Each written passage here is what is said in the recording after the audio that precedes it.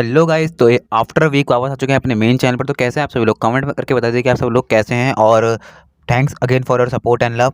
तो आज हाजिर है आपके लिए परमैन पाको and the high school love का पार्ट 1 लेके। तो यार हो सकता है कि स्टोरी कुछ पॉइंट में टून टॉक से सिमिलर हो, लेकिन मैं सिर्फ इंस्पायर्ड हूँ। मैंने बिल्कुल भी कॉपी नहीं किया है। और मेरे साथ क्या क्या हुआ था उसके रिगार्डिंग वीडियो कल आ रही है। और हो सकता है कि परमैन के रिगार्डिंग बहुत टॉपिक जो इंपॉर्टेंट है उस पर भी बात करनी है, तो वो भी कल ही आ रही है। इन दो वीडियो कल आ रही हैं जो कि बहुत ज़्यादा इंपॉर्टेंट है चैनल के लिए। So without wasting in time let's start the video now. Series की स्टार्टिंग में हम एक बहुत जाना पहचाना चेहरा देखते हैं जो कि अपनी नींद भरी आंखों के साथ अपने बिस्तर से उठता है और अपना ब्लैंकेट साइड में रखता है।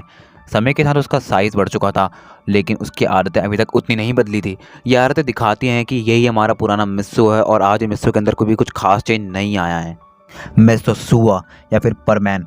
मिस्टर सुआ से कुछ साल पहले परमैन बना था और परमैन बनने के बाद से उसकी लाइफ बिल्कुल चेंज हो गई थी। उसे सब कुछ मिला परमैन बन के जो वो चाहता था। उसे प्यार मिला, उसे टेंशन मिली, और अब लेकिन सब उसे छीन चुका था और आज वो बहुत ज़्यादा दुखी था। मिस्सो के दुखी होने का कारण था उसके मार्क्स जो कि उसको एग्ज़ाम में मिले। लेकिन वो अपने एग्ज़ाम में मिले मार्क्स को लेकर दुखी नहीं था, वो किसी और चीज़ को लेकर दुखी था। आज से ठीक 10 दिन पहले जब मिस्सो अपना रिजल्ट देखने के लिए स्कूल गया और जब उसने स्कूल की वॉल पर अपना रिजल्ट देखा तो बहुत बुरी तरह निराश हो गया। उसके मार्क्स बहुत ज़्यादा कम थे, लेकिन कबाओ साबो और मिचिको के मार्क्स ठीक थे। यहाँ तक कि कबाओ और साबो के मार्क्स भी इतने तो थे ही कि वो जो है शहर के एक अच्छे खास से कॉलेज में जाके अपना एडमिशन करवा। लेकिन मिस्सो के मार्क्स इतने अच्छे नहीं थे, इसलिए वो जो है इतने अच्छे कॉलेज में अपना एडमिशन नहीं करवा सकता था। और जब वो उनके पास बात करने के लिए गया तो उन तीनों ने मिस्सो को ऐसे इग्नोर कर दिया जैसे मिस्सो को जानते ही ना हो, और कई सालों की दोस्ती ऐसे तोड़ के दिखा दी जैसे कि मिस्सो नाम का कोई शख्स उनकी ज़िंदगी में था ही नहीं। मिस्सो ने बस उनसे एक ही बात कही, तुम्हें कांग्रेट्स कि तुम्हारे इतने अच्छे मार्क्स आए, लेकिन याद रखना मार्क्स कभी भी तुम किसी का फ्यूचर डिसाइड नहीं करते। और ये कहता मिस्सो वहाँ से चले जाता है। और आज ठीक 10 दिन बाद मिस्सो अपने कॉलेज का पहला दिन जाने वाला है, यानी मिस्सो हाई स्कूल के पहले दिन जाने वाला है। बेसिकली जापान में हाई स्कूल में भी कॉलेज कहा जाता है, और इसीलिए मिस्सो आज हाई स्कूल के पहले दिन को भी कॉलेज की तरह जाने वाला है।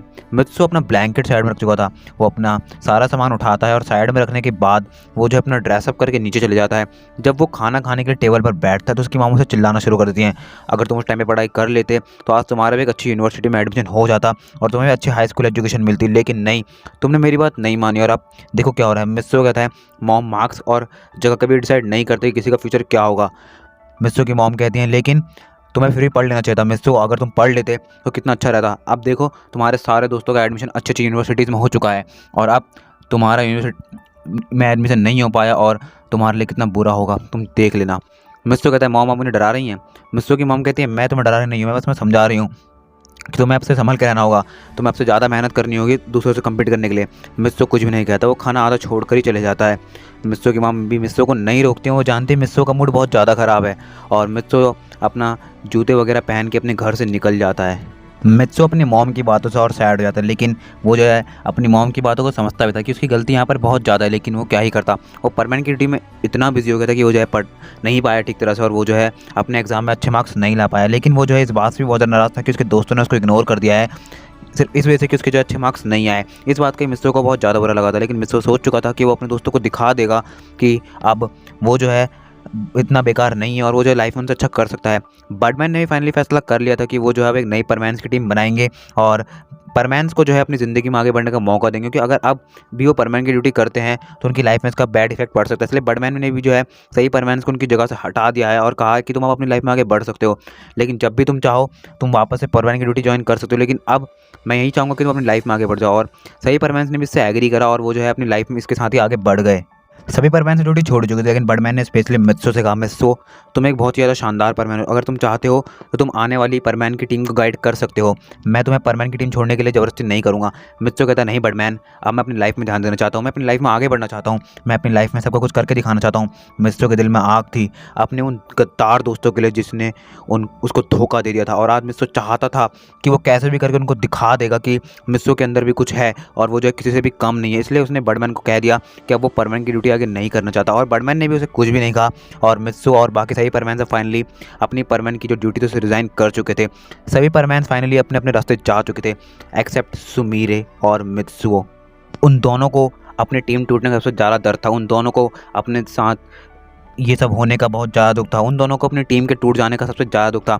पायान और बॉबी भी बहुत ज़्यादा नाराज़ थे कि उनको फाइनली अलग होना पड़ रहा है, लेकिन वो दोनों जो है अपनी लाइफ में आगे बढ़ने को तैयार थे। बेसिकली उनका आपस में इतना अच्छा बॉन्ड हो चुका था कि वो सब जो है अब एक फैमिली की तरह बन चुके थे। और यहाँ पर मित्सो और सुमीरे जो है बहुत ज़्यादा दुखी हो रहे थे कि उन्हें अब जो है अलग होना पड़ रहा है। सुमीरे सुमीरे होशिनो, वो लड़की जो कि अपनी लाइफ में एक टाइम पे इतनी अकेली थी कि वो जो किसी से बात करना पसंद नहीं करती थी। सुमीरे होशिनो, जिसके लिए उसके फैंस सिर्फ फैंस थे और वो जो उनसे ज़्यादा मतलब नहीं रखना चाहती थी। एक लड़का जिसने उसकी ज़िंदगी में आकर ये उसे बताया कि फ़ैन्स का मतलब सिर्फ फैंस नहीं, फैंस का मतलब फैमिली भी हो सकता है, और आज उसे अपनी फैमिली से दूर होना पड़ रहा है। सुमीरे होशिनो, जिसकी ज़िंदगी में प्यार नाम का शब्द दूर दूर तक था, उसकी ज़िंदगी में एक थोड़े से नासमझ लड़के ने आके प्यार के बारे में क्या सही होता है और क्या गलत ये बताया। आज उससे दूर होने में बहुत ज़्यादा दर्द हो रहा था। सुमीरे होशिनो हमेशा उस लड़के यानी मित्सो से लड़ती रहती थी, लेकिन आज उससे दूर होने पर उसे बहुत ज़्यादा दुख हो रहा था। लेकिन अब तक इस बात को भी एक हफ्ता हो चुका था और उसके बाद से कहीं भी कैसे भी तरह से परमानेंस ने आपस में कांटेक्ट नहीं किया, और मित्सो भी इस बात को सोचता हुआ अपने यूनिवर्सिटी तक पहुंचता है। और जब वो अपनी यूनिवर्सिटी के बाहर होता है तो वो जो है उसके अंदर बिल्कुल भी एक्साइटमेंट नहीं होती, बिल्कुल उस स्टूडेंट की तरह जो है अपनी पहले दिन किसी भी जगह पर जाए तो बहुत ज़्यादा एक्साइटेड होता है। मित्सो जो है बेसिकली एकदम सिंपल से मूड के साथ अंदर जाता है और वो जो है यहाँ वहाँ का एनवायरनमेंट देखने लगता है। उसे उस यूनिवर्सिटी का एनवायरनमेंट ज़्यादा खास नहीं लगता। वो जो है ऐसे एनवायरनमेंट को देख के बहुत दुखी होता है। वो सोचने लगता है कि अगर वो पढ़ लेता तो आज फाइनली वो एक अच्छी यूनिवर्सिटी में होता और वो भी जो है फाइनली आज एक अच्छी लाइफ जी रहा होता, अच्छे से एंजॉय कर रहा होता। लेकिन वो सोचता है कि इसमें मेरी कोई गलती नहीं है, मैं परमैन था और परमैन की ड्यूटी की वजह से मैं पढ़ नहीं पाया। लेकिन अब मेरे पास परमैन की ड्यूटी नहीं है, इसलिए मैं अब अच्छे से पढ़कर फिर से मेहनत कर अच्छी सी यूनिवर्सिटी में जाने की पूरी कोशिश करूँगा। मित्सो अपने इसी फिक्स डिसीजन के साथ आज कैंपस में अपना पहला स्टेप रख चुका था। मित्सो यहाँ वहाँ कैंपस में घूम रहा था। वो जो सभी बच्चों को लगातार देख रहा था, वो ये देख रहा होता है कि उसके सिवा सारे बच्चे जो है यहाँ पर खुश होकर घूम रहे हैं और जो है नए नए दोस्त बना रहे हैं, लेकिन वही जो है यहाँ पर सबसे ज़्यादा दुखी है। मित्सो फैसला करता है कि वो भी जो है कुछ दोस्त बनाएगा ताकि वो जो यहाँ पर खुश रह सके, और इसी बात का फैसला करते हुए जो है कुछ लोगों से बात करने की कोशिश करता है, लेकिन कुछ लोग जैसे खास अटेंशन नहीं देते। सभी लोग ये सोच रहे थे कि कितना बोरिंग लड़का है, बिकॉज मित्सो जो है इतना अच्छे से गेटअप करके नहीं आया होता, वो तो एकदम सिंपली यहाँ पर आया होता है। और सभी लोगों को लगता है कि मित्सो जो एकदम नॉर्मल है, बोरिंग है, उससे बात करने का कोई फ़ायदा नहीं है। और मित्सो को इस बात का भी काफ़ी ज़्यादा बुरा लगता है। वो जो है सोचता है कि आज मेरा पहला दिन है और हो सकता है कि पहले दिन सभी लोग जो है मुझे ऐसे देख रहे हो तो उनको अजीब लग रहा है कि मुझे यहाँ 3 दिन पहले आना चाहिए था और मैं 3 दिन लेट आ रहा हूँ, तो हो सकता है लोगों को अजीब लग रहा हो। और वो जो है बस कैंपस में से घूम रहा होता है। कैंपस में से घूमते घूमते काफ़ी अजीब लोग दिखते हैं।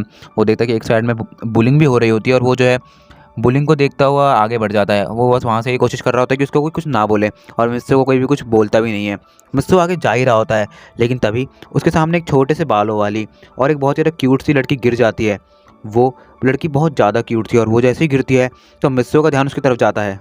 मित्सो अपना सर नीचे करता है और उस लड़की की तरफ देखता है। वो लड़की बहुत ज़्यादा रो रही होती है। उस लड़की का नाम होता है नैन। और जब मित्सो अपना सर ऊपर करता है तो वहाँ पर कुछ लड़के खड़े हुए होते हैं। वो लड़के नैन से कहते हैं, क्या हुआ नैन, तुम्हें अपना बैग नहीं चाहिए क्या, आओ ना अपना बैग ले लो। और मित्सो जो है नैन की तरफ अपना हाथ बढ़ाता है और कहता है तुम खड़ी हो जाओ। नैन जो है किसी भी स्ट्रेंजर पे इतनी जल्दी भरोसा नहीं करते और खासकर लड़कों पर भी, और यहाँ पर तो उसे लड़के ही परेशान कर रहे हैं। मित्सो कहते हैं मैं उनके साथ नहीं हूँ, तो मैं मुझ पर भरोसा कर सकती हूँ नैन। और जैसे ही नैन अपना नाम मित्सो के मुझे सुनती है तो उसे लगता है मित्सो जो एक अच्छा लड़का, वो जो है उसे अपना हाथ दे देती है।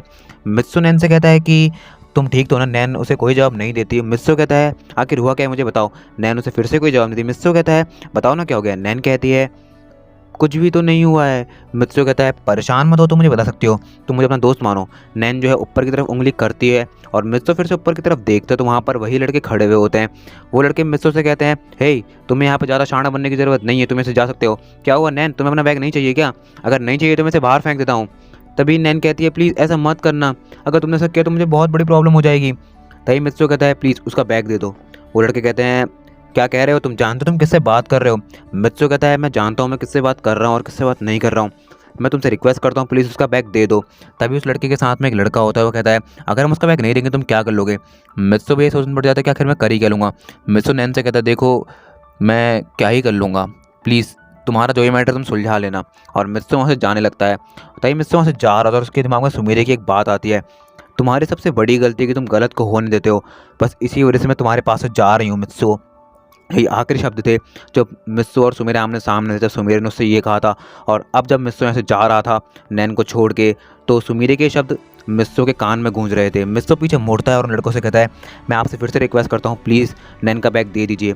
आपको अगर कुछ भी प्रॉब्लम है तो आप मेरे से कह दीजिए, मैं तैयार हूँ, लेकिन प्लीज़ आप नैन को परेशान मत कीजिए। वो सभी लड़के अब थोड़े गुस्से में आ जाते हैं। वो नीचे आते हैं और मित्रों से झगड़ा करने लगते हैं और कहते हैं कि तुम्हें क्या परेशानी है, नया एडमिशन हो ना, शांति से चले जाओ, जानते हो किससे बात कर रहे हो। बेसिकली वो लड़के कॉलेज के बुलिंग गैंग के हिस्सा थे और बुलिंग गैंग बहुत ज़्यादा खतरनाक थे और मिस्सो जो है बहुत ज़्यादा रिक्वेस्ट करता है उन लोगों से कि नैन का बैग दे दे। नैन एक बहुत ज़्यादा शर्मीली और शांत लड़की थी, वो किसी से कुछ भी नहीं कहती थी। नैन पढ़ाई में थोड़ी कमज़ोर थी, इस वजह से वो पिछले साल एग्ज़ाम में फ़ेल भी हो गई थी और वो जो है अभी कॉलेज के सेकंड ईयर में, और मिस्सो जो है यहाँ पर फर्स्ट ईयर में ही आया हुआ है। मिस्सो बहुत देर तक उन्हीं लड़कों से रिक्वेस्ट करता रहता है, लेकिन वो जो नहीं मानते और जो फाइनली इरिटेट होकर मिस्सो के ऊपर एक पंच मारते थे। और जैसे मिस्सो के ऊपर पंच मारते हैं तो मिस्सो के नाक से खून निकल जाता है। नैन उनसे कहती तुम्हें बैग चाहिए तो रख लो, इसे मत मारो, लेकिन वो लड़के बहुत ज़्यादा गुस्से में आते और मिस्सो को जो है मारने लगते हैं। लेकिन मिस्सो भी जो है समझ जाते हैं कि ऐसे काम नहीं चलेगा।